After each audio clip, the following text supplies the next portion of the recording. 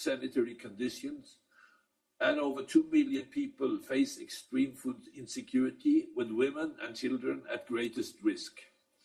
This desperation and scarcity has led to a near total breakdown in law and order. Essential services have been heavily impacted by the fighting.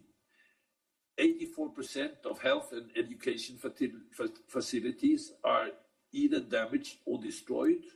Over 62% of all roads and electricity feeder lines are unusable. My deputy and humanitarian coordinator has a plan to deliver the essentials: the food, the shelters, the medicine, and water and sanitation. But our capacity to deliver depends on coordinated humanitarian movements, effective deconflictions with the parties, and Israeli approvals for essential communication equipment and armored vehicles, all of which provide the minimum condition for staff to work safely. This must be improved. UN convoys and compounds must not be hit, and our equipping Gaza on a drip feed not only deprives a desperate population of life-saving support, it drives even greater chaos on the ground and further impedes humanitarian delivery.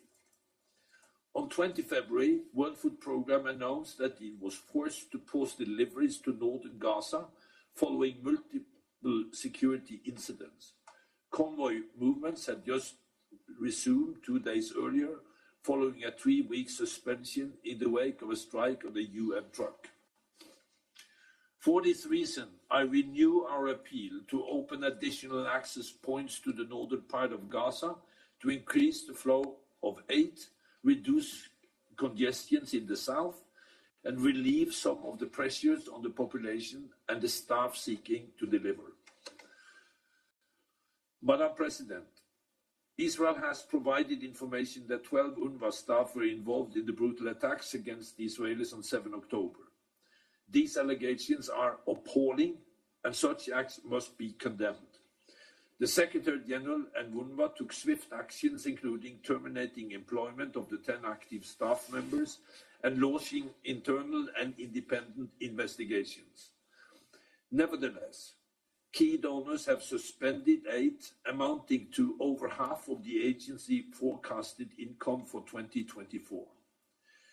While we address the very serious allegations at hand, we must recognize that UNRWA remains the backbone of humanitarian response on the ground. I reiterate the ESD's appeal to donors to guarantee the continuity of UNRWA's operation, not only for Gaza, but for the stability of the region. Madam President, turning to the occupied West Bank, 27 Palestinians, including 8 children, were killed by Israeli security forces, the majority in the context of Israeli operations in Area A, often including armed exchanges with Palestinians. On 30 January, an undercover IDF unit killed 3 Palestinians inside a hospital in Jenin, one of whom was a patient. The IDF said that the 3 who were claimed by members of armed groups were planning an attack against the Israelis. During the reporting period, 3 Israelis, including 1 woman, was killed in Palestinian shooting attacks in the occupied West Bank and in Israel, including 2 at a bus stop on 16 February by Palestinians, who was also killed on the scene.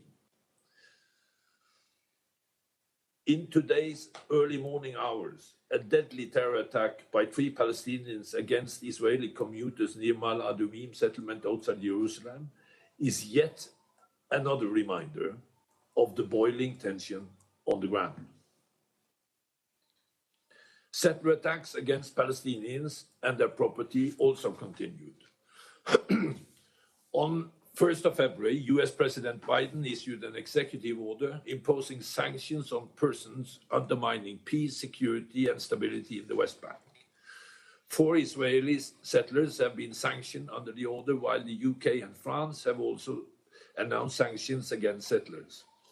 Settlement activities also continued as Israeli authorities published tenders for approximately 420 housing units in Area C settlements. On 14 February, after an extended legal battle, Israeli authorities demolished the home of a prominent community leader in Al Bustan in East Jerusalem, citing the lack of Israeli-issued building permits, which are almost that if the violence in Gaza does not end, the tensions and restrictions remain high in the West Bank, including at the holy sites in East Jerusalem. The holy month of Ramadan risks becoming another volatile marker rather than a time for contemplation and healing. I also remain deeply concerned about the economy of the West Bank and the PA's fiscal crisis. In this context, I welcome Norway's announcement on 18 February that an arrangement was reached with the parties to facilitate a partial transfer of the money clearance revenue, not included the amount Israelis say PA transfers to Gaza.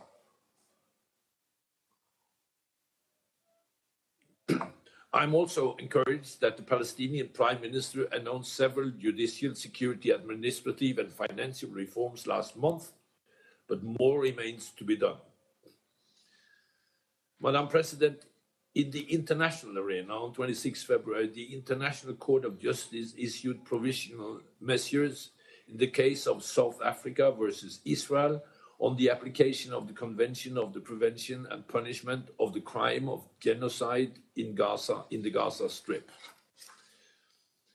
I welcome the recent visit of the Special Representative of the Secretary General on Sexual Violence in Conflict to gather information on reports of sexual violence in the context of the 7 October attacks.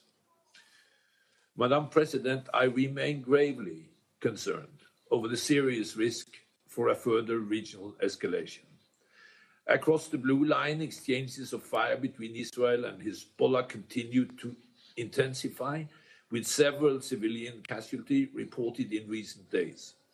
Approximately 100,000 Israelis and over 87,000 Lebanese are displaced from the communities.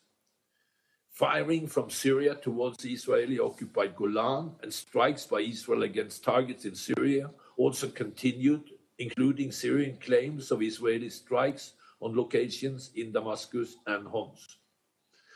On 28 January, 3 US soldiers were killed and over 40 injured in a drone attack on a US military outpost in the northern part of Jordan. US forces responded with strikes on targets in Syria and Iraq. Houthi forces continued to launch attacks against vessels in the Red Sea, with strikes reported against Houthi targets in Yemen. Attacks against international shipping routes must cease immediately. I urge all relevant actors to take steps to immediately de-escalate. Madam President, the scale of the emergency we are facing is staggering and could quickly spiral out of control in the region. I appealed for the collective, coordinated and comprehensive response to not only address the immediate crisis before us in Gaza, but to help restore a political horizon for Palestinians and Israelis alike, while promoting greater stability and peace in the region. To do this, we urgently need a deal to achieve humanitarian ceasefire and the release of hostages. We need to create a space for moving forward through dialogue rather than violence. Ultimately, the long-term solution for Gaza is political. While taking into account Israel's legitimate security concerns, there must be a clear path towards restoring a single, effective Palestinian governance across the OPT, including in Gaza. International support to strengthening and reforming the Palestinian Authority to improve domestic and international legitimacy will be crucial. To create the condition for this work, there must be a time-bound steps within a political framework to end the occupation and to establish a two-state solution in line with relevant UN resolutions, international law and bilateral agreements. These efforts must coalesce and accelerate if we are to emerge from the nightmare into the trajectory that can provide Palestinians and Israelis with a chance of lasting peace. Thank you. I thank Mr. Wennesland for his briefing. I now give the floor to Mr. Christopher Lockyer. Madam President, Excellencies, colleagues, as I speak, more than 1.5 million people are trapped in Rafah. People violently forced to this strip of land in southern Gaza are bearing the brunt of Israel's military campaign. We live in fear of ground invasion. Our fears are rooted in experience. Just 48 hours ago, as a family sat around their kitchen table in a house sheltering MSF staff and their families in Khan Yunis, a 120mm tank shell exploded through the walls, igniting a fire and killing 2 and severely burning 6 others. 5 of the 6 injured were women and children. We took every precaution to protect the 64 humanitarian staff and family members from such an attack by notifying warring parties of the location and clearly marking the building with an MSF flag. Despite our precautions, our building was struck not only by a tank shell, but by intense gunfire. Some were trapped in the burning building, while active shooting delayed ambulances from reaching them. This morning, I am looking at photos that show the catastrophic extent of the damage, and I am watching videos of rescue teams removing charred bodies from the rubble. This is all too familiar. Israeli forces have attacked our convoys, detained our staff, bulldozed our vehicles, hospitals have been bombed and raided, and now, for a second time, one of our staff shelters has been hit. This pattern of attacks is either intentional or indicative of reckless incompetence. Our colleagues in Gaza are fearful that as I speak to you today, they will be punished tomorrow. Madam President, every day we are witnessing unimaginable horror. We, like so many, were horrified by Hamas's massacre in Israel on October the 7th, and we are horrified by Israel's response. We feel the anguish of those families. We feel the anguish of families whose loved ones were taken hostage on October the 7th. We feel the anguish of the families of those arbitrarily detained from Gaza and the West Bank. As humanitarians, we are appalled by violence against civilians. This death, destruction, and forced displacement are the results of military and political choices that blatantly disregard civilian lives. These choices could have been, and still can be, made very differently. For 138 days, we have witnessed the unimaginable suffering of the people of Gaza. For 138 days, we have done everything we can to enact a meaningful humanitarian response. For 138 days, we have watched the systematic obliteration of a health system we have supported for decades. We have watched our patients and our colleagues be killed and maimed. This situation is the culmination of a war Israel is waging on the entire population of the Gaza Strip, a war of collective punishment, a war without rules, a war at all costs. The laws and the principles we collectively depend on to enable humanitarian assistance are now eroded to the point of becoming meaningless. Madam President, the humanitarian response in Gaza today is an illusion, a convenient illusion that perpetuates a narrative that this war is being waged in line with international laws. Calls for humanitarian assistance have echoed across this chamber, yet in Gaza we have less and less every day. Less space, less medicine, less food, less water, less safety. We no longer speak of a humanitarian scale-up. We speak of how to survive even without the bare minimum. Today in Gaza, efforts to provide assistance are haphazard, opportunistic, and entirely inadequate. How can we deliver life-saving aid in an environment where the distinction between civilians and combatants is disregarded? How can we sustain any type of response when medical workers are being targeted, attacked, and vilified for assisting the wounded? Madam President, attacks on healthcare are attacks on humanity. There is no health system to speak of left in Gaza. Israel's military has dismantled hospital after hospital.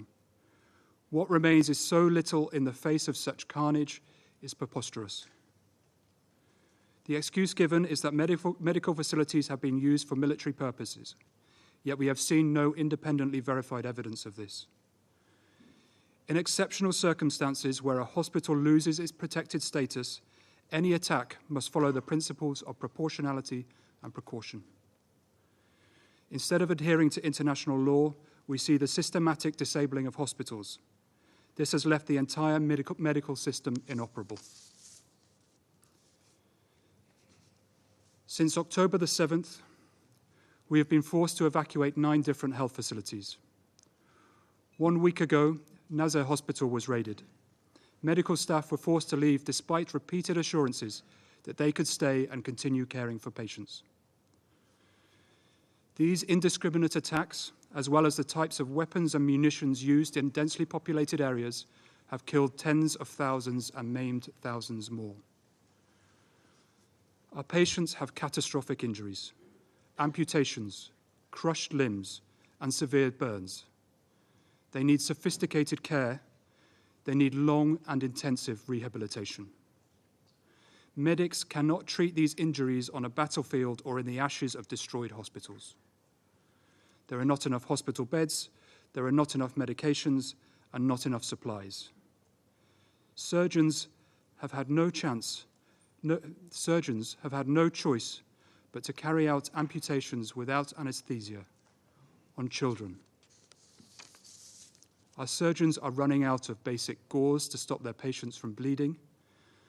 They use it once, squeeze out the blood, wash it, sterilize it, and reuse it for the next patient.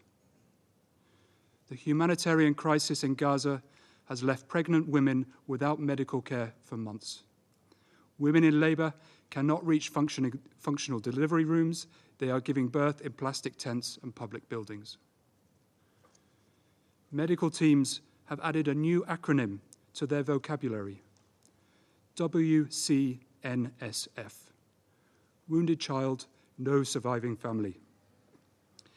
Children who do survive this war will not only bear the visible wounds of traumatic injuries, but the invisible ones too. Those of repeated displacement, constant fear, and witnessing family members literally dismembered before their eyes. These psychological injuries have led children as young as 5 to tell us that they would prefer to die.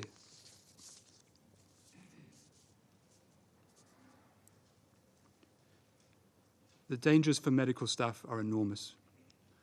On a daily basis, we are making the choice to continue working despite the increasing risks. We are scared. Our teams are beyond exhausted. Madam President, this must stop. We, along with the world, are closely watching how this Council and its members have approached the conflict in Gaza. Meeting after meeting, resolution after resolution, this body has failed to effectively address this conflict. We have watched members of this Council deliberate and delay while civilians die.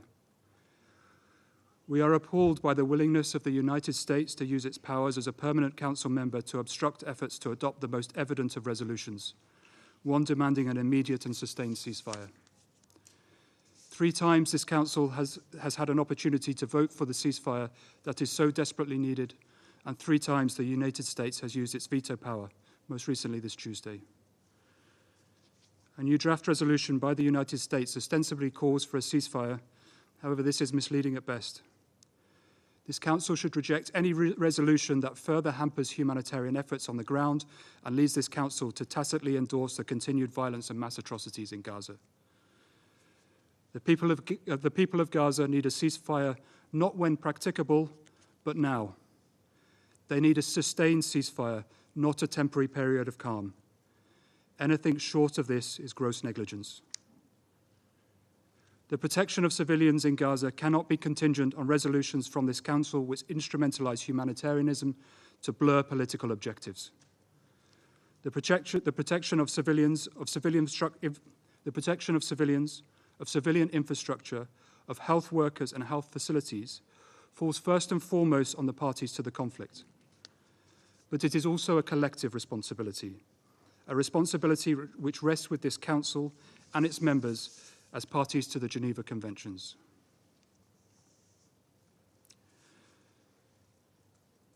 The consequences of casting international humanitarian law to the wind will reverberate well beyond Gaza. It will be an enduring burden on our collective conscience. This is not just political inaction, it has become political complicity.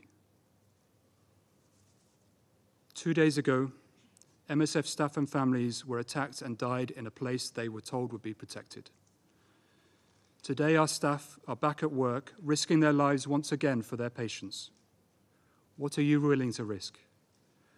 We demand the protections promised under international humanitarian law. We demand a ceasefire from both parties. We demand the space to turn the illusion of aid to meaningful assistance. What will you do to make this happen? Thank you, Madam President. I thank Mr. Lockyer for his briefing, and I will now give the floor to those council members who wish to make statements. I give the floor to the representative of the United States. Thank you, Madam President, and thank you, Special Coordinator Wensland, for your briefing. Madam President, we all want to see a durable end to this conflict. The best way to advance in enduring peace and Israel's security is to support the creation of an independent Palestinian state side by side with Israel. The realization of this vision, however, continues to face numerous obstacles, several of which we have heard about in today's briefing by the Special Coordinator. These obstacles include Hamas and other groups' continued holding of 134 hostages.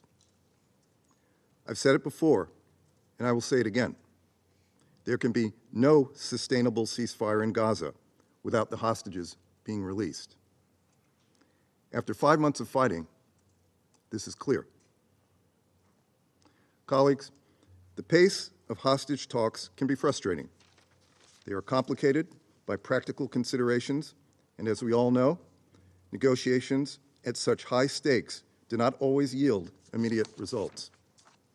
For this reason, we are working day in and day out with our partners in Egypt and Qatar to achieve a positive result that would bring the hostages home and result in a 6-week-long cessation in fighting. I also share your profound concern for the well-being of the more than 1 million Palestinian civilians in Rafah. President Biden and Secretary Blinken made clear to Israel that under current circumstances, a major ground offensive into Rafah would result in civilian harm and displacement, including potentially into neighboring countries, which would have serious implications for regional peace and security. As such, we have underscored that such a major ground offensive should not proceed under current circumstances. These statements are a clear signal. Israel should not proceed with an operation that we know will create more suffering and worsen the humanitarian crisis in the absence of a viable plan to protect civilians. We all want to see a durable end to this conflict, and there are 3 key elements I'd like to highlight. A temporary ceasefire conditioned on an agreement to release the hostages is the first step. Again, this is the best path forward. Protection of civilians. Again, we have communicated our concerns to Israel quite clearly. We need better deconfliction and coordination mechanisms so that humanitarian personnel can perform life-saving work, a point that was reinforced today by the Special Coordinator. We cannot forget that 1.5 million civilians in Rafah and other civilians across Gaza would not be in harm's way right now if Hamas abided by the laws of war, did not embed itself with civilians, did not hide in tunnel complexes beneath hospitals and schools, and did not engage in other atrocities. Hamas's violations of international humanitarian law and its abuses against the civilian population in Gaza also in no way lessen Israel's responsibility to do everything possible to protect the civilian population.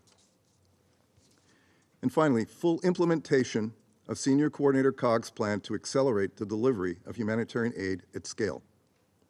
That includes opening additional crossings for delivery of aid and commercial goods and keeping currently available crossings open.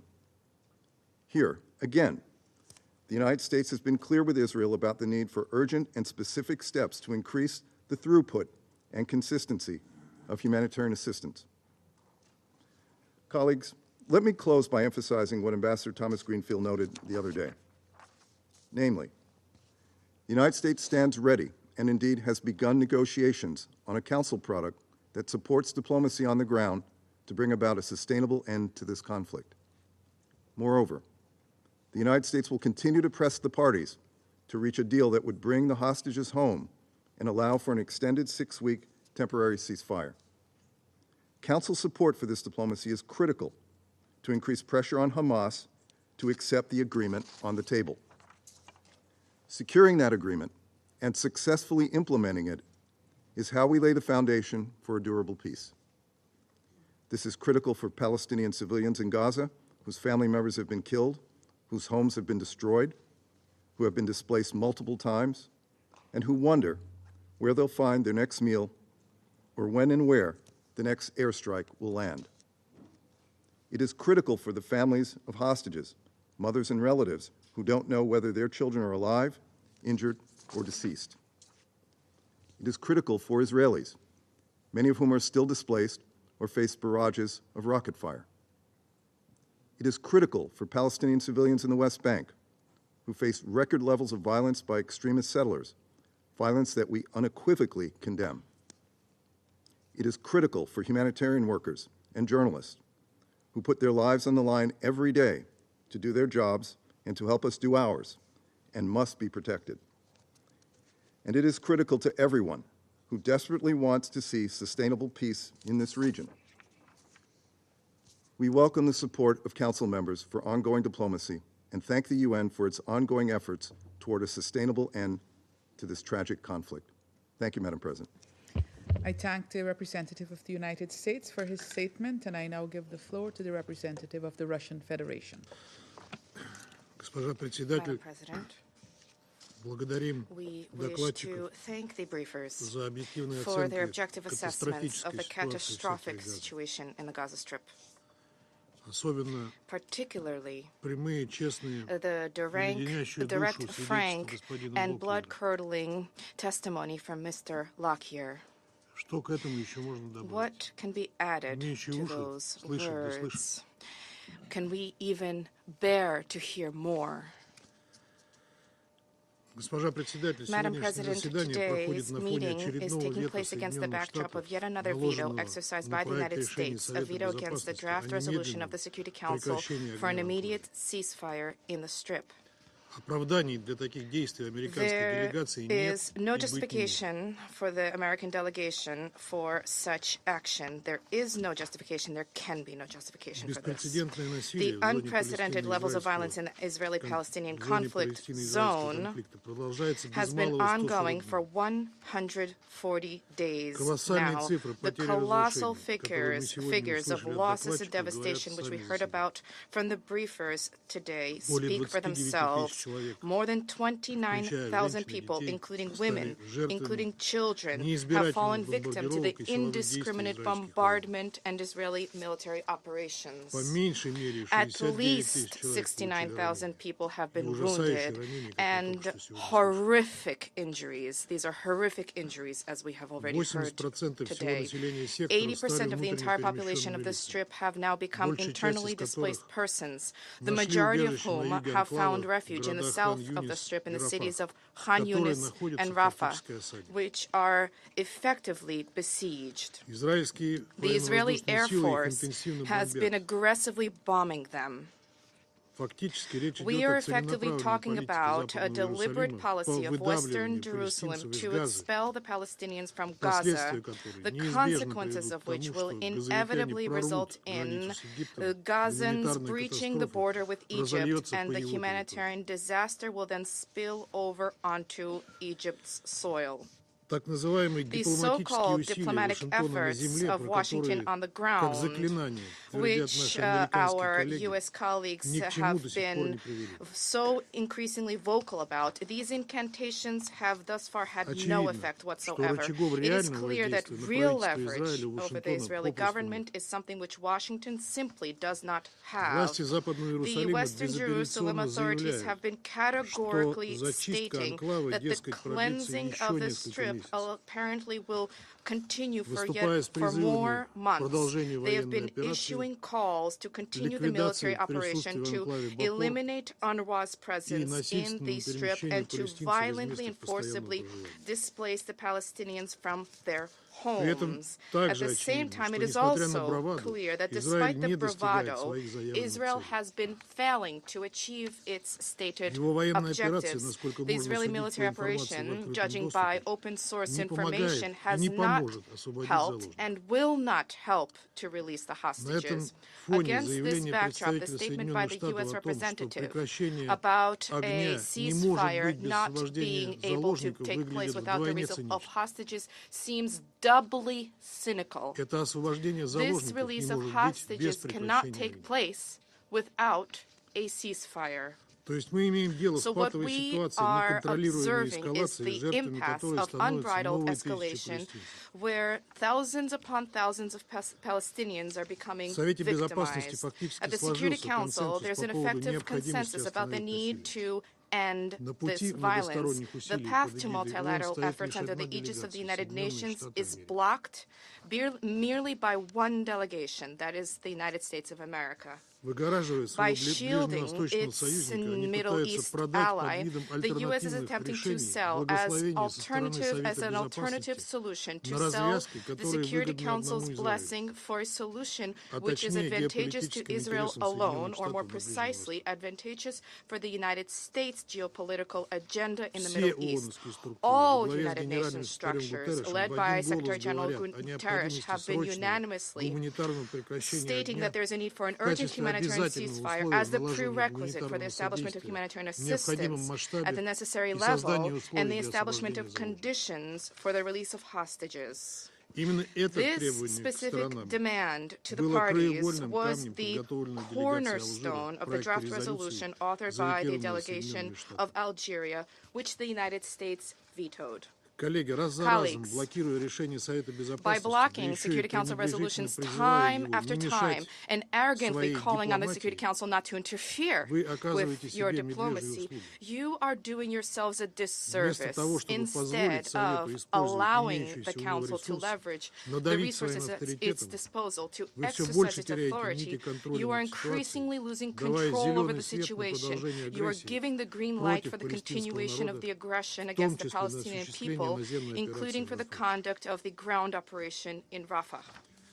The impasse at the Security Council, which was spawned by the persistent, obdurate position of the United States, has resulted in the fact that violence in Gaza has already spilled over to the entire Middle East region. We are observing the consequences and fallout in Syria, Iraq, Lebanon, and Yemen. Empathy for the Palestinian people has naturally been roused throughout the entire Middle East, and yet Western countries, instead of seeking an adequate political solution, have been attempting, as is their custom, to bomb the dissenters and those who do not agree with their policies. The use of force by the Anglo-Saxon coalition against the sovereign nations of Syria, Iraq, and Yemen poses a direct threat to international peace and security, undermines the world order rooted in the supremacy of international law and the central role of the United Nations.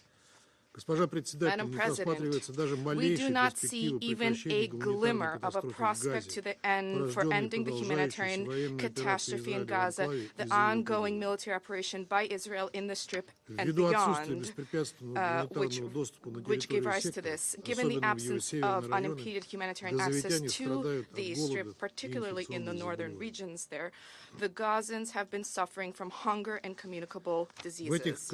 Under these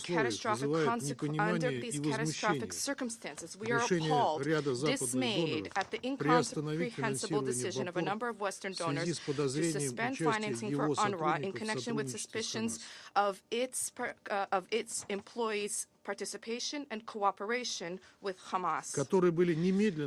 These employees were immediately fired prior to the conduct of any investigation whatsoever, merely on the basis of Israel's accusations. we call for the decision for the suspension of financing for UNRWA to be reconsidered. The collective punishment of millions of Palestinians in need of assistance is simply amoral. It cannot be viewed as anything other than donor blackmail and the politicization of humanitarian issues. For in fact, this means a worsening of the suffering of the Palestinians in Gaza, including as a consequence of the disruptions in the delivery of humanitarian assistance, as well as educational and social services, healthcare for approximately 6 million Palestinians on the entire occupied Palestinian territory, as well as in Jordan, in Syria, and in Lebanon. In this connection, we condemn attempts to discredit UNRWA and the pinning of political labels on its operations. For our part, the Russian Federation reaffirms our position in principle. This protracted, decades-long conflict has no military solution. The only way to resolve this conflict is exclusively through political, diplomatic means under the two-state formula. We consistently advocate a humanitarian ceasefire as the sine qua non for the delivery of unfettered humanitarian assistance to all people in need and the unconditional release of all hostages. This is an imperative which all of the efforts of the Security Council should be focused on.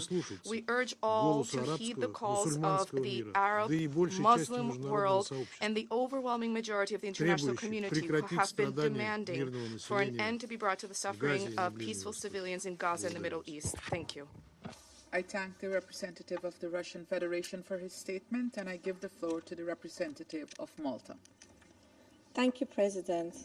I also thank Special Coordinator Wennesland and Mr. Chris Lockyer from Médecins Sans Frontières for their frank briefings. Mr. Lockyer, sincere condolences for the loss of lives of your colleagues. Too many humanitarian workers and UN workers have perished in this conflict so far. I thank you also for your courageous decision to brief us at this critical time. At the outset, I underline the fact that any reprisals are unacceptable. As a Council, we must make this clear to all sides. Malta has repeatedly and unequivocally condemned the Hamas terror attacks of 7th October. We reiterate that the immediate and unconditional release of hostages must be a top priority. However, the scale of human suffering that continues to unfold in Gaza due to the ongoing hostilities is appalling and deeply consternating. We regret that 2 days ago this Council once again failed to call for a permanent ceasefire. The Israeli government's announcement that it will be advancing its ground offensive into Rafah is extremely alarming. This area, designated as a safe zone, is sheltering half the population of the Strip, including over 600,000 children and their families. We are gravely concerned at Israel's plan to displace this acutely vulnerable population. This will only serve to perpetuate the forced displacement of Palestinians and further inflame regional tensions. President, we have already heard this morning of the medical and humanitarian consequences of this relentless assault on Gaza. 30,000 people have already been killed as a result. 12,000 are children. Not a single medical facility remains fully functioning. Reports from the WFP and FAO attesting that acute malnutrition is causing signs of physical wasting in children under the age of 5 speaks volumes. Over 500,000 Gazans are in famine-like conditions due to the induced state of food insecurity. This humanitarian crisis in Gaza needs to be urgently addressed. Israel is required to facilitate the full and unimpeded delivery of humanitarian aid into Gaza, which continues to fall short, and to facilitate the effective humanitarian deconfliction mechanism. Further crossing points need to be reopened to allow adequate scaling up of aid, particularly in the north of Gaza, where conditions are reportedly even more dire. President, Malta calls for the full implementation of Security Council Resolutions 2712 and 2720. This remains the bare minimum required. In this vein, we fully support the Special Humanitarian Reconstruction Coordinator in her mandate. We also call for the immediate implementation of the Order on Provisional Measures issued by the International Court of Justice on 26 January. UNRWA's presence also remains essential. Funding cuts to the agency will cause immediate repercussions. It is in this vein that Malta has issued a further contribution to UNRWA, and we encourage others to do the same. President, in the occupied West Bank and East Jerusalem, attacks by the IDF and violent settlers on unarmed Palestinians threaten to push the occupied territories over the brink. We unequivocally stress that settlements are in violation of international law and their continued expansion must stop. Malta also remains deeply concerned about the escalation of hostilities across and beyond the Blue Line. We urge all concerned to stop this cycle of violence. De-escalation and restraint are critical. We reiterate that an immediate ceasefire in Gaza must be agreed to allow the necessary space for a diplomatic resolution to this conflict. This needs to include a revitalized Palestinian Authority, which has the agency and legitimacy to govern the people of an independent Palestine, including Gaza, in line with the two-state solution. Thank you. I thank the representative of Malta for her statement, and I now give the floor to the representative of Japan. Thank you, Madam President. I thank Special Coordinator Venezuelan and Mr. Chris Lockyer, Secretary General of Medicine Sans Frontières, for their valuable briefings. Madam President, nearly 140 days have passed since Hamas and others abhorrent acts of terror against Israel took place. We reiterate our unequivocal condemnation of this heinous act and call for the immediate and unconditional release of all remaining hostages held by Hamas and other groups. 140 days of hostilities are also far too long to bear witness to. Reportedly, nearly 30,000 Palestinians have lost their lives, 75% of the population displaced, and estimated 70% of homes destroyed or damaged. Japan is deeply concerned about the Israeli military offensive into Rafah, where almost 1.5 million people are sheltering. The humanitarian situation in Gaza has been a nightmare for too long. It is also regrettable the World Food Programme has to pause food deliveries to northern Gaza despite widespread starvation and disease. To meet the enormous humanitarian requirements, more coordination between relevant parties is necessary. We also need more trucks and fuel inside Gaza to ensure consistent and predictable aid delivery.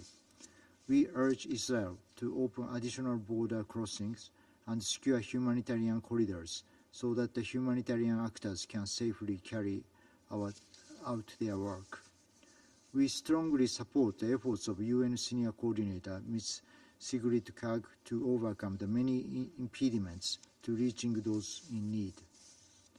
In this vein, Japan reiterates that the humanitarian ceasefire needs to be realized promptly in such a way as to ensure a conducive environment for sufficient humanitarian assistance activities, as well as to lead to release of remaining hostages, therefore resulting in the realization of a sustainable ceasefire. The Security Council was unable to adopt a resolution 2 days ago, but our collective endeavor must continue. We also express deep appreciation for the ongoing four-party diplomatic talks, hoping that they swiftly bear fruit. Madam President, the conflict is already spreading across the region, from Israeli settler violence in the West Bank, intensified hostilities between Hezbollah and Israel, and to provocative attacks against vessels by the Houthis in the Red Sea.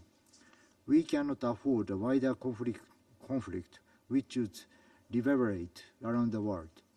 All parties must abide by international law including international humanitarian law, and observe in good faith relevant Security Council resolutions. Japan takes the allegations made against UNRWA seriously. At the same time, we also understand its services are vital to Palestinians across the region. We therefore hope the independent investigations now underway will be efficiently and swiftly concluded, and the agency will take appropriate measures, including strengthening its governance, in order to restore the trust of the international donors in a sustainable way and broaden donor bases. Japan will continue to work with other Council members toward regional stability. It is high time that we heed many calls to save lives, including from the ICJ, in its legally binding order on the provisional measures. To conclude, I would like to stress that de-escalation and the humanitarian ceasefire are prerequisite for the ultimate goal that we all wish to see, which is two independent states, Israel and Palestine, living side by side in peace and security. I thank Madam President. I thank the representative of Japan for his statement, and I now give the floor to the representative of the United Kingdom. Thank you, President, and thank you, Special Coordinator Wennesland, for your briefing today. Mr. Lockyer, I join others in offering condolences to the families and friends of those who've lost their lives, and also I salute the courage of those who have decided to stay. Your briefing to us was harrowing and your message was unequivocal and clear, and I thank you for that. Colleagues, we all know that Palestinian civilians are facing a devastating and growing humanitarian crisis in Gaza. We want the fighting to stop now. But simply calling for a ceasefire now doesn't make it happen, and it won't make it sustainable.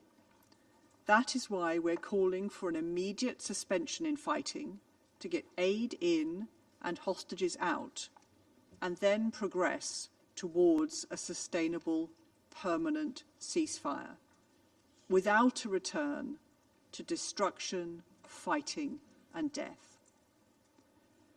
That means the release of all hostages, the formation of a new Palestinian government for the West Bank and Gaza, accompanied by an international support package, removing Hamas' capability to launch attacks against Israel, Hamas no longer being in charge of Gaza, and a political horizon which provides a credible and irreversible pathway toward a two-state solution. Current negotiations are critical to secure the release of the hostages held in Gaza, as well as progress towards our shared objective of a sustainable ceasefire. The UK government continues to work intensively with partners across the region to support this, and we call on all actors to do the same. President, we are gravely concerned by the prospect of an Israeli offensive on Rafah, which would have disastrous consequences for the civilians sheltering there with nowhere else to go. Over half of Gaza's population are sheltering in the area, and the Rafah crossing is vital to ensure aid can reach the people who so desperately need it. That is why the immediate priority must be a suspension in fighting, which is the best route to secure the safe relief of hostages and significantly step up the aid reaching Gaza. We're also gravely concerned that the UN World Food Programme has had to pause deliveries of food aid to northern Gaza. We continue to stress the need for Israel to support the UN to distribute aid effectively across the whole of Gaza, including in the north, as the Special Coordinator referred to, and for Israel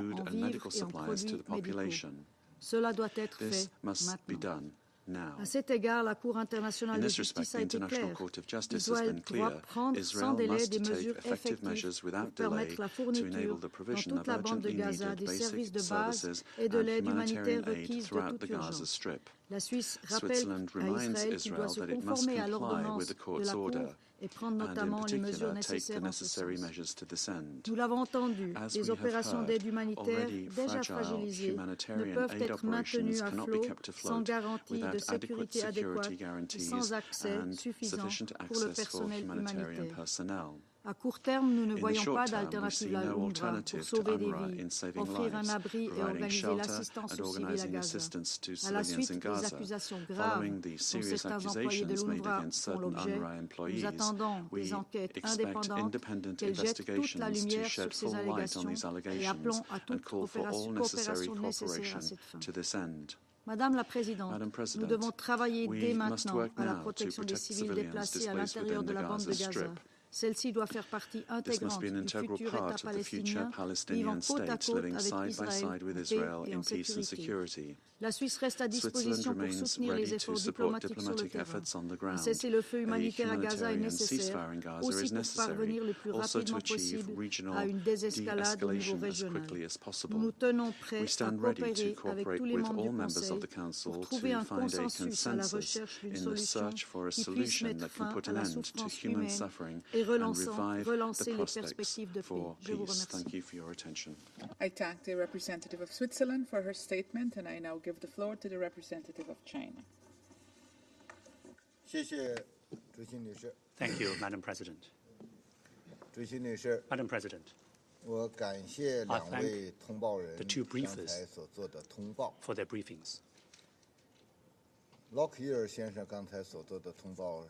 In Mr. Lockyer's briefing, we were left appalled. We hope the tragic picture that he painted of Gaza for us can touch the conscience of a certain member of this Council. The veto by the United States 2 days ago meant this Council missed yet another opportunity to push for a ceasefire in Gaza. The continuation of the conflict, even for another day, would cause even more civilian casualties and lead to a greater catastrophe. An immediate ceasefire in Gaza is an urgent imperative to save innocent lives and to prevent a wider war. An immediate ceasefire is the common wish voiced by the international community and the consensus of the Council's overwhelming majority. We are aware the United States has tabled a new draft resolution. We hope the U.S. will show a responsible attitude, respond positively to the international voice, and respect the established consensus among Council members. We need to point out that the essence of any action of this Council is to achieve an immediate ceasefire. Any message sent out via our action must be clear, unequivocal, unambiguous, and unmistakable, rather than prevaricate or beat about the bush. At this point, the Council needs to demonstrate a strong resolve rather than wield negotiating skills only. Madam President, more than 4 months has passed since the conflict in Gaza began. It is the bounden duty of this Council to slam on the brakes to head off a greater calamity. The military offensive into Rafah must cease immediately. Over 1.5 million Gazans are packed into Rafah, having nowhere else to go. Escalated Israeli military incursions into Rafah will result in unthinkable civilian casualties and humanitarian disasters and cause irreparable damage to regional peace. We strongly oppose such actions. Israel should immediately cancel its plan to attack Rafah and halt its collective punishment of the Palestinian people. The International Court of Justice requires that the provisional measures it's issued to prevent genocide be effectively implemented without delay. It is imperative to ensure sufficient, unimpeded humanitarian deliveries into Gaza. As said by the Director General of WHO, Gaza is becoming a death zone. Millions of people in Gaza lack the basic necessities for survival and are languishing in hunger, in disease, and in despair. Meanwhile, humanitarian relief is hampered by man-made barriers, so much so that it's becoming unsustainable. The World Food Programme announced that it had been forced to suspend its assistance to northern Gaza because of security threats. Right now, Security Council resolutions 2712 and 2720 must be fully implemented. Israel must take concrete action to open all land, sea, and air routes into Gaza, provide all that is required by humanitarian agencies for their relief operations, and ensure the safety and security of the staff and facilities of humanitarian agencies. The UN Relief and Works Agency for Palestine refugees in the Near East, UNRWA, plays a vital role that is indispensable and irreplaceable in alleviating the humanitarian plight in Gaza. And we call on the donors concerned to resume funding to the agency as soon as possible out of humanitarian considerations to keep the lifeline for the people of Gaza alive. All parties should give their full support to the work of Sigrid Kaag, UN Senior Humanitarian and Reconstruction Coordinator for Gaza. Every effort must be made to prevent the conflict spilling over to the wider region. Right now, the Middle East is in turmoil. Exchanges of fire between Lebanon and Israel, between Syria and Israel are escalating. Tensions in the Red Sea are continuing, and the spectre of a wider war is looming over the Middle East. We call on the parties concerned, especially those with significant influence, to exercise calm and restraint and to refrain from acts that would aggravate the tensions. Parties should endeavor to stop war through peace and break the vicious circle where violence is repaid with violence and the swivel door of conflict doesn't stop spinning. The political horizon afforded by the two-state solution must be given a new lease on life. Independent Palestinian statehood is not a gift given by one party to another in charity, but an inalienable right of the Palestinian people as a nation. We are gravely concerned by the recent repeated public dismissal of the two-state solution by some Israeli politicians and their rejection of any international effort towards independent Palestinian statehood. Gaza is an inalienable part of Palestine, and the two-state solution is the minimum dictate of international justice and the only viable path towards the settlement of the Palestinian-Israeli issue. China urges Israel to stop without delay eroding the foundation of the two-state solution, halt the forced displacement of Palestinian civilians, and seize the searches, the arrests, and the raids in the West Bank.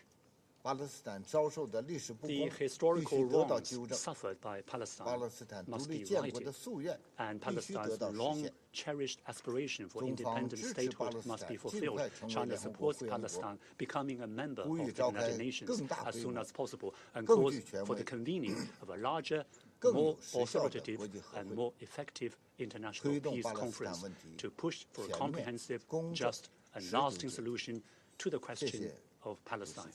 Thank you, President. I thank the representative of China for his statement, and I now give the floor to the representative of France. Madame la Présidente, Madam President, je remercie I wish to thank Messieurs Wennesland et Mr. Lockyer Wennesland and pour Mr. leurs Lockyer exposés. for their briefings. Comme l'a dit le As Président has de la been République, mentioned Emmanuel by the Macron, President of the Republic of France, Emmanuel il est Macron, essentiel de it is conclure critical sans plus de to, délai without further un delay, accord sur to un reach cessez-le-feu à a Gaza ceasefire qui agreement on garantisse Gaza which la guarantees the protection de tous protection les civils. of all Le civilians. bilan humain The et la human situation toll humanitaire and the humanitarian sont situation catastrophiques. are catastrophic. Il est vital There's is a vital need to deliver en masse humanitarian assistance to the people in Gaza. In this regard, there is an imperative need to open the Ashdod port, a direct land route from Jordan, and all access points to the Strip. There is a need to spare no effort to facilitate the efforts of the Special Coordinator, Sigrid Kaag. Israeli military operations need to be put to an end. France emphatically opposes the Israeli offensive in Rafah. Such an offensive is liable to further worsen the humanitarian disaster. France opposes a forced displacement of people.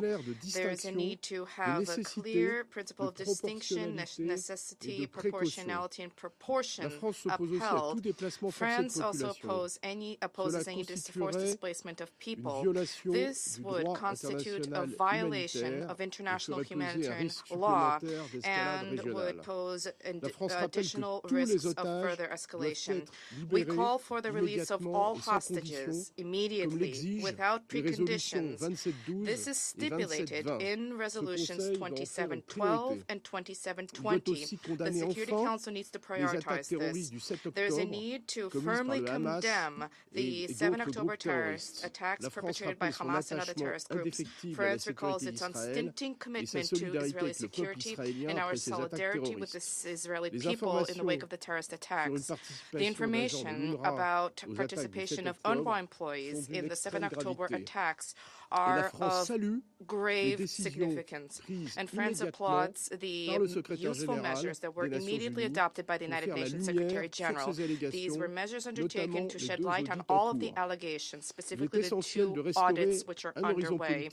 There's a vital need to restore the political horizon, to endeavor to construct a state for the Palestinian people, and to ensure safety and security guarantees for Israel.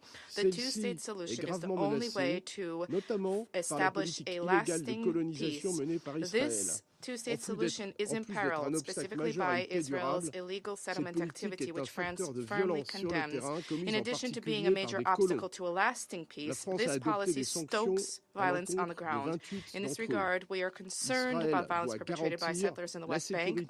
We imposed sanctions against 28 extremist Israeli settlers who were found guilty of violence against civilians in the West Bank. The State of Israel needs to shoulder its responsibility to end this violence and uphold security for all Palestinian people in all the territories which it occupies. The stability of Lebanon is critical, as is full respect for Resolution 1701 by all parties in assistance to UNIFIL. France is working to meet the conditions for lasting de-escalation. We will also continue to shoulder responsibilities to contribute to maritime security in the Red Sea, and we will continue to resolutely engage to mobilize the Council on the humanitarian security and political aspects of the crisis. I thank the representative of France for his statement, and I give the floor now to the representative of Ecuador.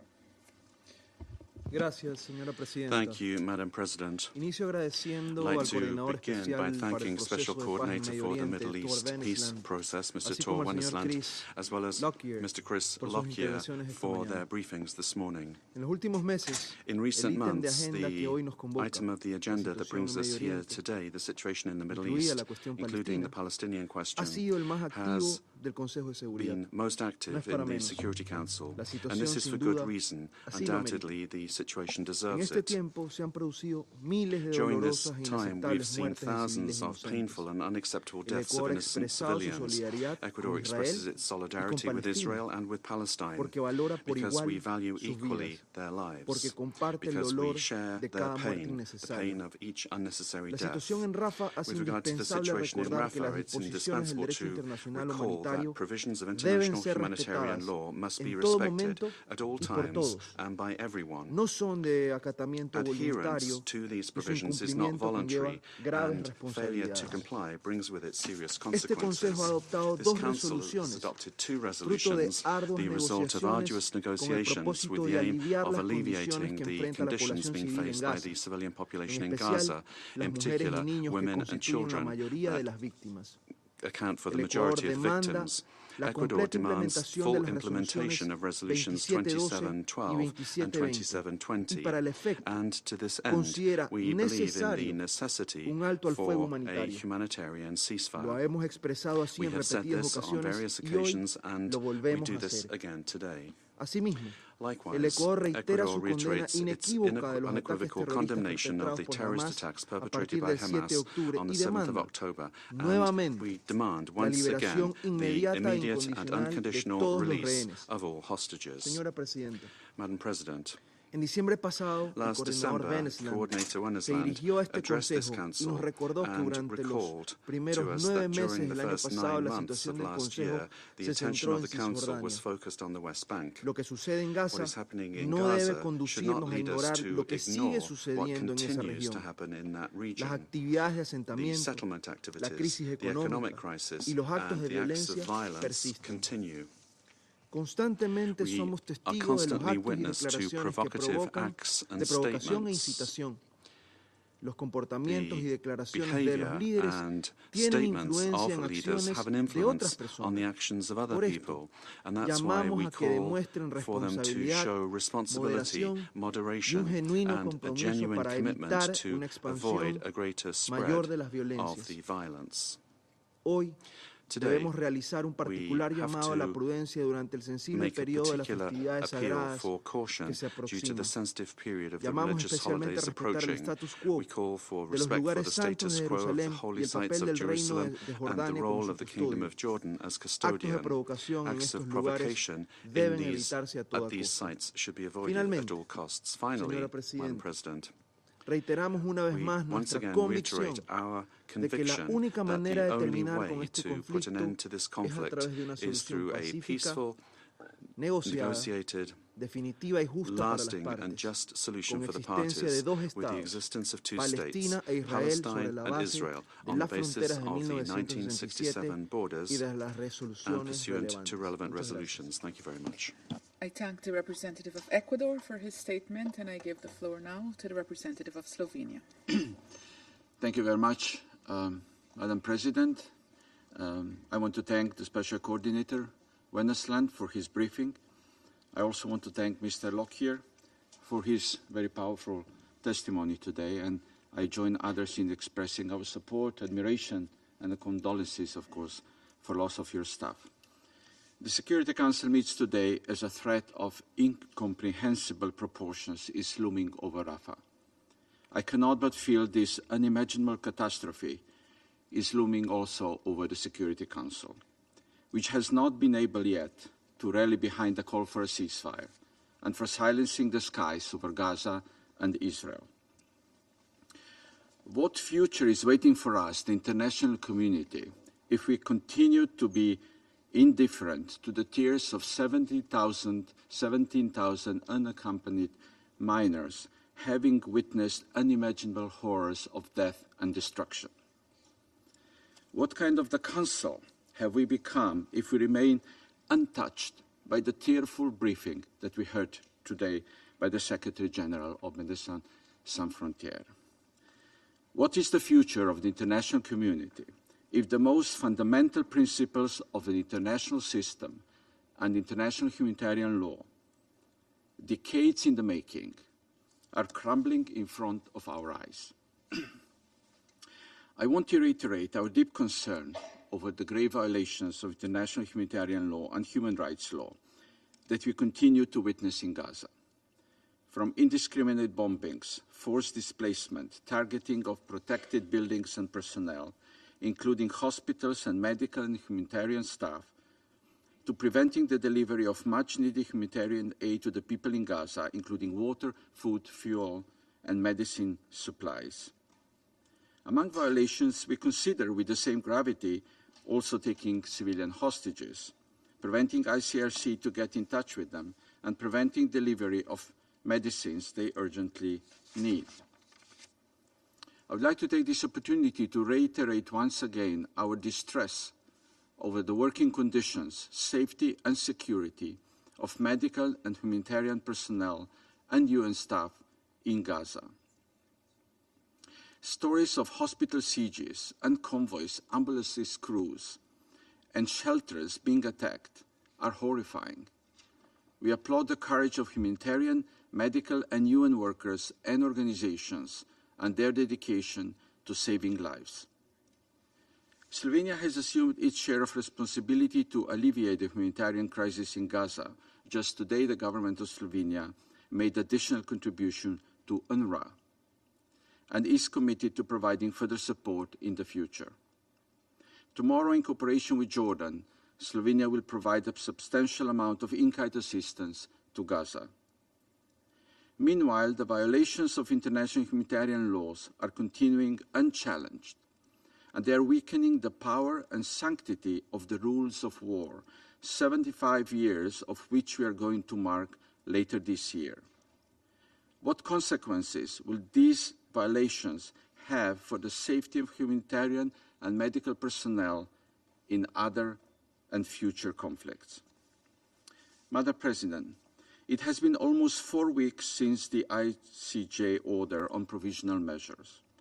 It is alarming that we have not seen a change in the way military operations are carried out. On the contrary, there is a continuing threat of an imminent Israeli ground invasion of Rafah, where massive civilian casualties are imminent.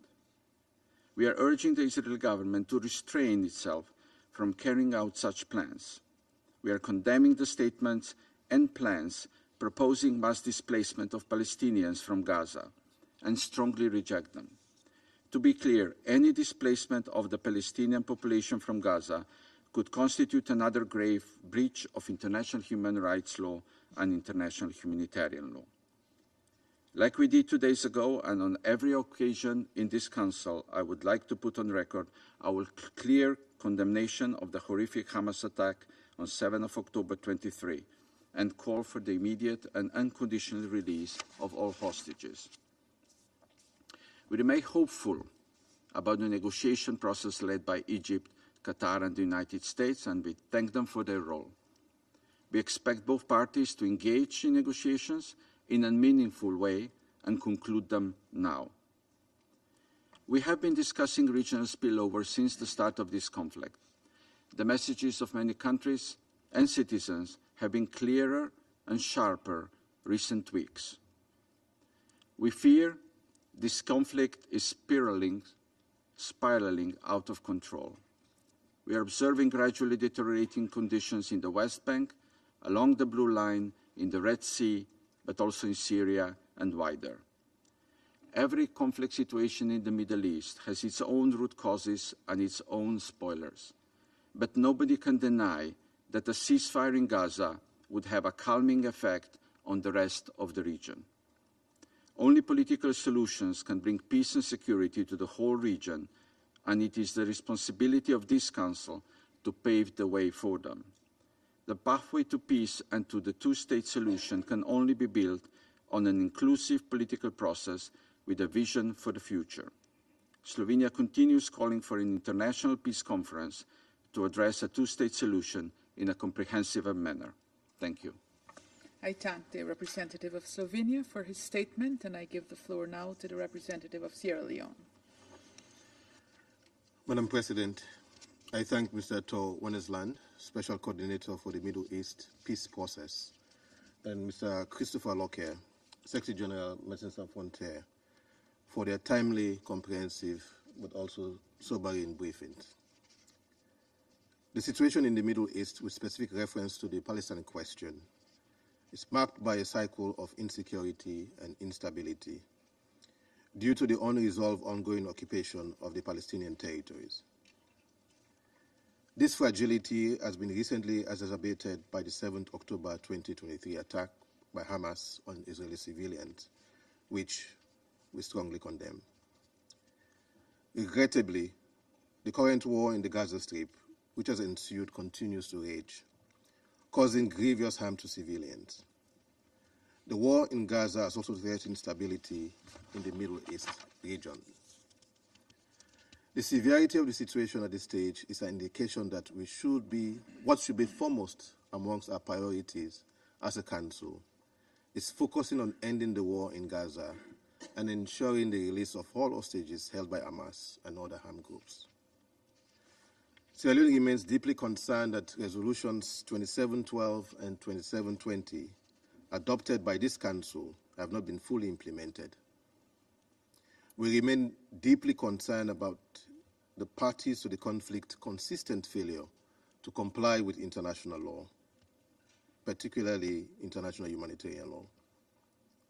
We are gravely concerned about the failure to protect civilians, civilian objects, and humanitarian workers. The reported figures of casualties among civilians and humanitarian workers across the Gaza Strip since the 7 October 2023 attack are deeply disturbing. It is distressing to note that over 29,000 fatalities have been recorded, a greater percentage being women and children. According to UNICEF, this does not include the 1 million children in need of mental health and psychosocial support, and the 17,000 children unaccompanied or separated from their parents. Our deep concern about the destruction of civilian infrastructure extends to acts of perfidy and military operations being executed in healthcare facilities, including the Nasser Hospital Complex in Khan Yunis. Such actions pose threats to patients and medical personnel obligated to be protected under international humanitarian law. We recognize the bravery and commitment displayed by United Nations personnel and a host of other humanitarian and medical workers who endeavor daily to provide life-saving aid to civilians in need amidst ongoing hostilities in Gaza. To the relatives and friends of all those who have lost their lives since the start of the conflict, we express our deepest condolences. This Council, however, can offer more than condolences and deep concerns. This Council is mandated to do more. The collective security scheme and the responsibility that accompanies it behoves this Council to do more. As we stated 2 days ago, we are deeply worried that over 140 days now, 130 days in the conflict in Gaza then, the Security Council was unable to adopt another resolution, even with 13 affirmative votes. The resolution would have called for an immediate humanitarian ceasefire, demanding the immediate and unconditional release of all hostages, rejecting forced displacement of the Palestinians, reiterating the call for full, rapid, safe, and unhindered humanitarian access in Gaza, and the optimal political solution of a two-state solution, which could not be adopted. Madam President, the situation in the wider Middle East region is becoming increasingly volatile as a result of the grave situation currently unfolding in the Gaza Strip. The fallout from the Gaza conflict is being felt throughout the Middle East and beyond. The reported incident of air raids and firing of rockets in southern Lebanon and northern Israel, respectively, is deeply concerning. The continuing maritime attacks in the Red Sea by the Houthis in Yemen must stop. Responses to the Houthis' attack must also comply with international law. The relevant resolutions of the Security Council must be respected. Given this situation, Sierra Leone has the following observations and immediate action points. Firstly, the ongoing bombardment and imminent intense military operations in the Gaza Strip, with a spotlight on the impending attack on Rafah City, will further worsen the current humanitarian situation being endured by civilians who cannot access basic essentials like water, food, electricity, and medical supplies. Therefore, we emphasize the need for an immediate humanitarian ceasefire. The Security Council is primarily responsible for the maintenance of international peace and security, and thus we expect this Council to adopt a resolution that unambiguously calls for a humanitarian ceasefire. Secondly, we acknowledge the ongoing diplomatic negotiations being mediated by the United States, Egypt, and Qatar, and we sincerely look forward to having a positive outcome. The ongoing diplomatic negotiations done in good faith can complement or be complemented by a Security Council resolution that demands a full and unconditional humanitarian ceasefire and the release of all of the hostages unconditionally. Thirdly, we call on parties to the conflict to respect and comply with the 26 January 2024 order of the International Court of Justice to, inter alia, enable the provision of urgently needed basic services and humanitarian assistance to address the adverse conditions of life faced by Palestinians in the Gaza Strip. Fourthly, we urge Israeli settlers and Palestinians in the West Bank and other actors in the wider region to refrain from any unilateral or provocative action or activity with the potential to inflame further tensions. In closing, Madam President, Sierra Leone regrets the serious allegations based on information provided by Israel implicating 12 UNRWA staff members in the 7 October 2023 attacks in Israel. We welcome the swift action by the United Nations and the immediate activation of the investigation by the UN Office of Internal Oversight Services. We urge for a comprehensive and speedy conduct of the investigations and urge all relevant parties to comply with the investigators and cooperate with them. Sierra Leone acknowledges the pivotal role played by UNRWA in providing humanitarian assistance to the 1.9 internally displaced Palestinians in the Gaza Strip, but also to Palestinians in the West Bank, Syria, Jordan, and Lebanon. We therefore reiterate our call for the continuation of vital funding to facilitate UNRWA's indispensable operations. I thank you. I thank the representative of Sierra Leone for his statement, and I give the floor now to the representative of the Republic of Korea. Thank you, Madam President. I thank Special Coordinator Tor Wensland for detailed briefing and Secretary General of MSF, Christopher Lockyer, for a vivid testimony that I believe touched member states in this room. The current catastrophe in Gaza started in the fall of last year, and we are now heading toward spring. For a period of more than 4 months, civilians in Gaza have suffered excessively, experienced the worst winter without adequate shelter, food, and clothes. The number of facilities in Gaza, 70% of whom are women and children, is outrageous. This tragic situation must come to an end. Over the last 2 weeks, the world has been gravely concerned of possible ground operations in Rafah, where more than half of the Gazan population is densely packed, seeking safety and security for themselves and their children. Extensive military operations in Rafah will lead to another great calamity. This must not happen. And any forcible transfer of Palestinians outside Palestine, including the Gaza Strip, is simply not acceptable. Madam President, Ramadan, the holy month for Muslims, is fast approaching. Yet the situation in Gaza has seen little improvement.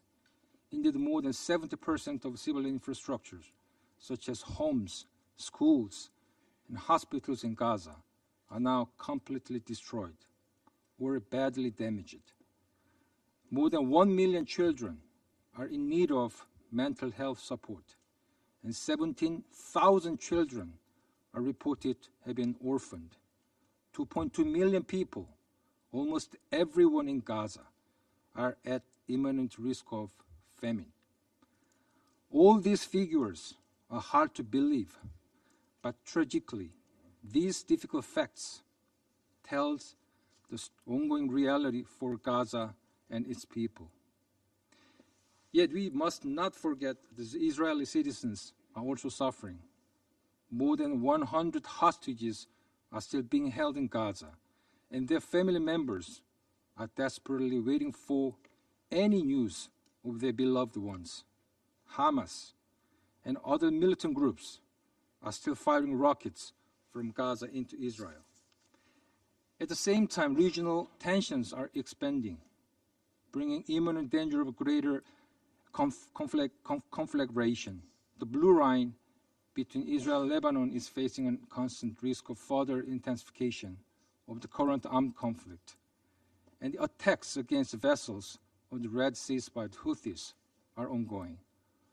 All across the Middle East, including in Iraq and Syria, instability and tensions are at an alarming level. All actors in the region should pursue de-escalation, considering the combustible moment we collectively face. To stop the atrocities in Gaza and Israel, and to ease the perilous tensions in the region, we once again call for a humanitarian ceasefire in Gaza. The terrorist attacks by Hamas on the 7th of October must be resolutely condemned. But Israel's right and duty to protect itself and its citizens must be carried out in full compliance with international law, including international humanitarian law. Madam President, the Republic of Korea supports every effort to achieve a cessation of hostilities. Thus, we voted in favor earlier this week of the resolution calling for a humanitarian ceasefire. Korea also appreciates the efforts being undertaken by key stakeholders in the region, including Egypt, Qatar, and the United States to this end. Korea hopes that the hostilities will soon end. However, we are also deeply worried that even after the current situation ends, agony and sorrow will be deeply rooted in both Palestine and Israel, bearing a high risk of relapse. As such, it is high time for the international community, notably the Security Council, to realize the two-state solution, which is the only viable way toward a brighter future, underpinned with peace, security, prosperity, and the dignity for all. I thank you, Madam President. I thank the representative of the Republic of Korea for his statement, and I give the floor now to the representative of Mozambique. Madam President, Mozambique thanks the Guyana Presidency for convening this briefing on the situation in the Middle East, including the Palestinian question. We extend our deep appreciation to Mr. Tor Wennesland, Special Coordinator for Middle East Peace Process, for his briefing and for important work he and his team have been doing at this difficult hour. We are grateful to Mr. Christopher Lockyer, Director General of the Médecins Sans Frontières, for his insight update to the Council. Madam President, the ongoing crisis in Gaza continues to be a matter of great concern to the international community as a whole. The situation is dire, with humanitarian needs escalating rapidly. The escalation of hostilities has been killing people and causing devastating consequences on critical civilian infrastructure, aggravating the humanitarian crisis that affect particularly women and children. Facilitating secure and unimpeded humanitarian access across Gaza is crucial in order to save millions of lives, since people depend exclusively on humanitarian assistance. Efforts to address the crisis in Gaza Strip have not been successful so far. Full implementations of Security Council resolutions will constitute a step in the right direction. In this context, Mozambique defends the following actions. 1. An immediate and urgent humanitarian ceasefire, a cessation of hostilities followed by permanent ceasefire. This is important to ensure that humanitarian aid is delivered without restriction to those in need in Gaza. Second, strict observance of and full respect for international humanitarian law and international human rights law aimed at saving innocent civilian populations.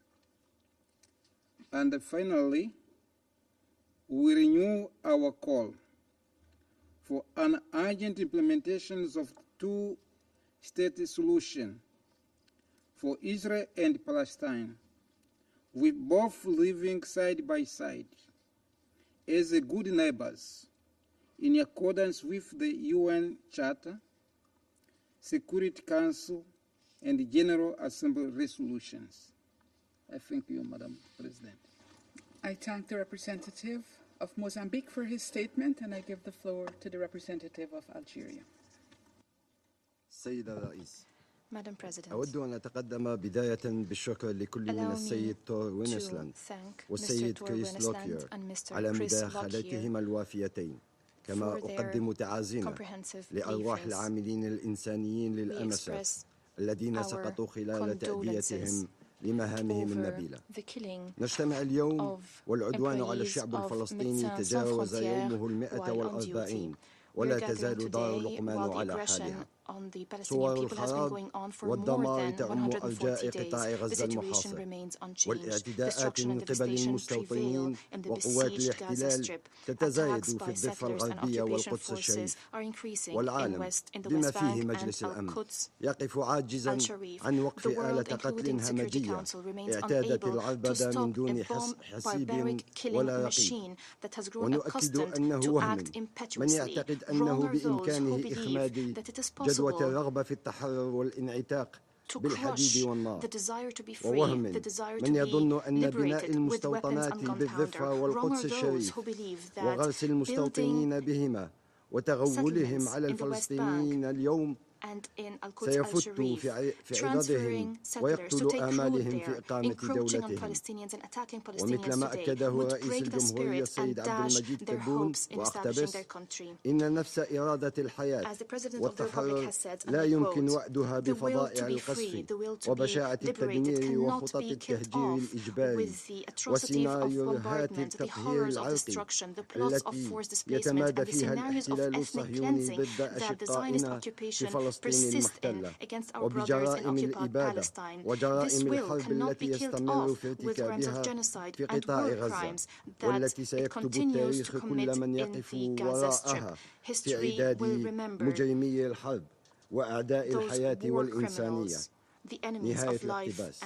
سيد الرئيس، إن الأوضاع بغزة على شفا الانهيار، وما قرار برنامج الأغذية العالمي وقف عملياته بشمال القطاع إلا دليل آخر على المصير المحتوم الذي ينتظر حوالي 300,000 شخص لا يجدون ما يسد رمقهم، حيث نجدد مطلبنا بوقف فوري ودائم لإطلاق النار لوضع حد لهذه المأساة الإنسانية.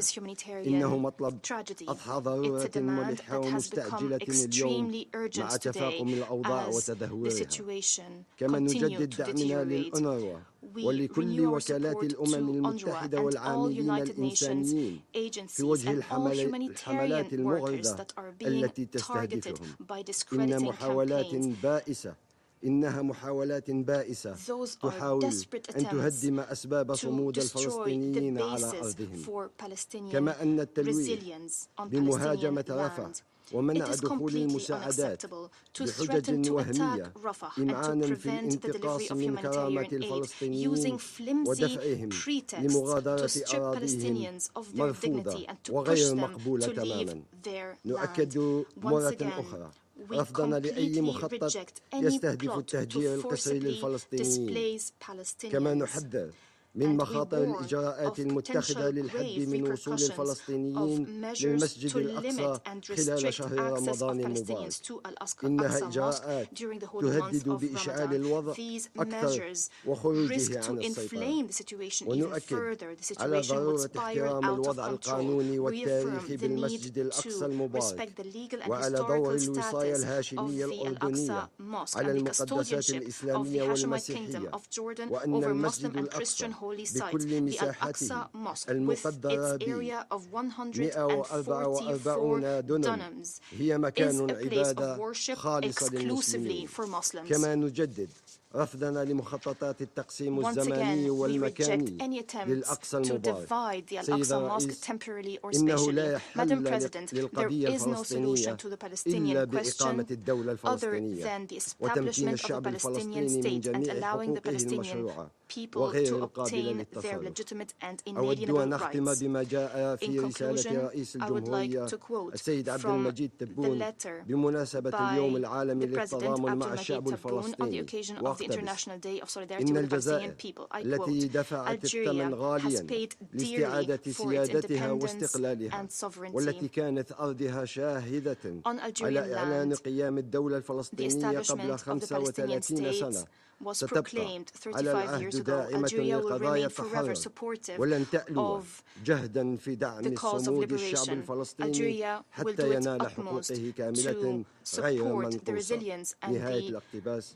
شكرا سيدة courage of the الرئيس. Palestinian people until it's granted its full rights, I thank undiminished. the representative End of of quote. I thank Algeria you. for his statement. I shall now make a statement in my capacity as the representative of Guyana.